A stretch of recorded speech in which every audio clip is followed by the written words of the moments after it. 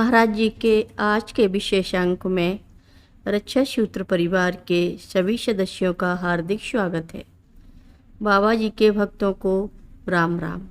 इस लघु भागवत में गाए गए बाबा जी महाराज जी के चरित्र की अलौकिकता पर जितना भी सूक्ष्म रूप में निरूपण हो पाया है, उसके ही विश्लेषण एवं उस पर सार्थक विवेचन के उपरांत रामचरितमानस में ऋषि वाल्मीकि के श्री राम के प्रति उद्गार वरवश स्मरण हो आते हैं।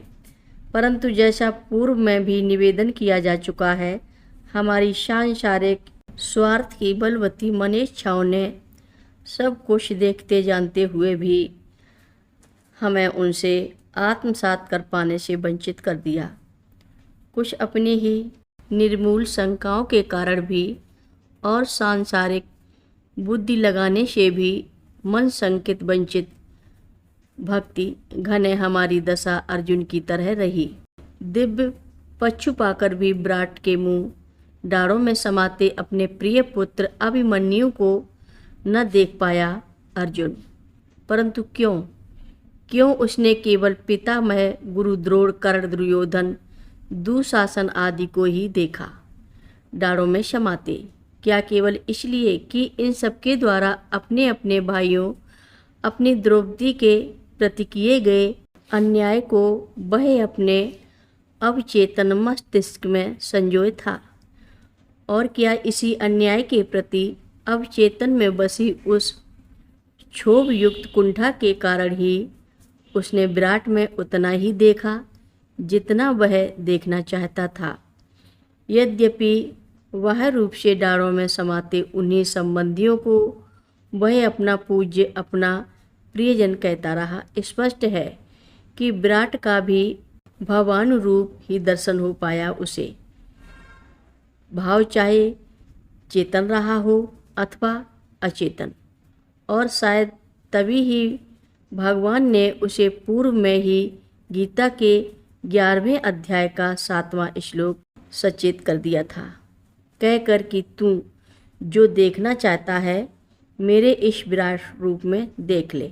उक्त परिप्रेक्ष्य में हम भी बाबा जी महाराज में भी उतना ही देख पाए उनको, उतना ही जान पाए उनको जितना हम अपने चेतन अथवा अवचेतन मस्तिष्क में मन मनसा में उनका स्वरूप संजोए थे। मने इच्छाओं की पूर्ति हेतु यंत्र मात्र ज्ञान में भी अनजाने में भी यद्यपि पूर्व में दिए गए संदर्भों के अनुसार बाबा जी महाराज अपने को कई प्रकार से प्रकट भी करते रहे, और वैसे भी नर और नारायण की संयुक्त समन्वित भूमिका के निर्वाह में बाबा जी महाराज द्वारा संपन्न ऐसी लीलाओं के मध्य उन्हें ढूंढ पाना, उन्हें जान पाना सांसारिक बुद्धि लेकर संभव भी तो न था।